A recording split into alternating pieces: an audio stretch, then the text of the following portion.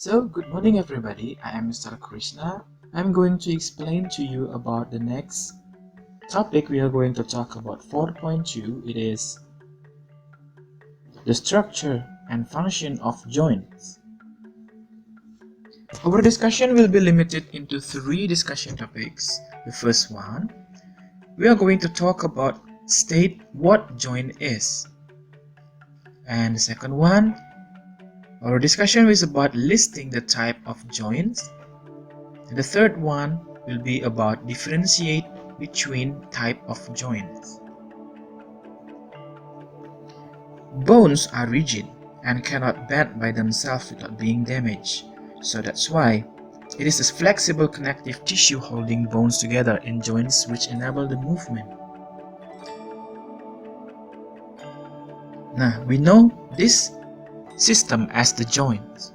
Joints consist of 3. The first one, immovable joint. The immovable joints is just like the sutures at the cranium, like this. And the second classification is the partially movable joints, such as the intervertebral disc between the vertebra or the backbone. And the third one, the last classification, is the freely movable joints. We found it in the synovial joint. Talking about the synovial joints, synovial joint has a cavity, like in the red mark. It is filled with the fluid, and then it is a freely movable joint that have this fluid. We call it as the synovial fluid. The synovial fluid acts as a lubricant and reduce the friction between the ends of the bones. And not only that, the synovial joint also have a joint capsule, that an enclosure reinforcement that strengthened with the ligament. Now, so here, the joint capsule is also lined with the thin layer of synovial membrane, which secretes the synovial fluid in the synovial cavity. And it is strengthened by the ligaments. The ligaments connect bone to bones like this. Now, in the red marker, you can see that there is the connector between bones to bones, and it is the flexible tissue. We call it as the ligaments. And the next one is the end of the bones are covered by the cartilage. The cartilage is to cushion the joints.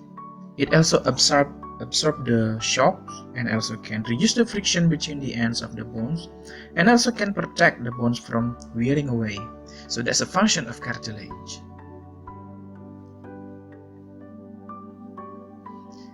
Next, we talk about the type of the synovial joint.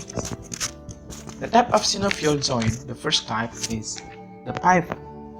Pivot joints allow the rotating motion, and when we turn the head from the side to side, you can see here another pivot joints also allow the rotation of the palm. So you can find the pivot joint in our head and also our palm.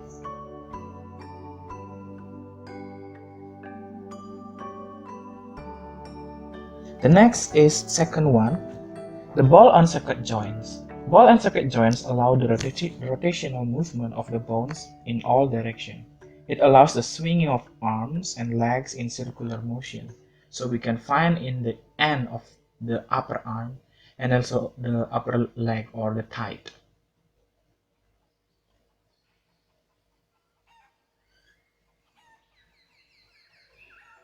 The next is saddle. Saddle joints allow the movement of 2 planes.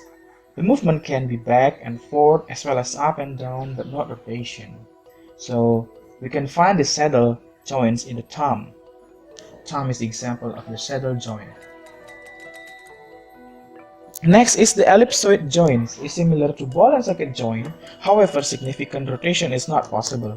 So we can find the ellipsoid joints in the crackle joints, like in our finger. The next one is hanging joints that allow the movement of bones in one plane. Hanging joints are found in the elbow and also our knees. There is the gliding plane joint, that such as the joint in our ankles allow the flat surface to glide across one another during the movement. So we can find it in our ankle, of course. And the next, we are going to differentiate between the type of joints by seeing this picture, and also you can see from the book page 92. Let's now doing the mix and match of the joints based on this picture.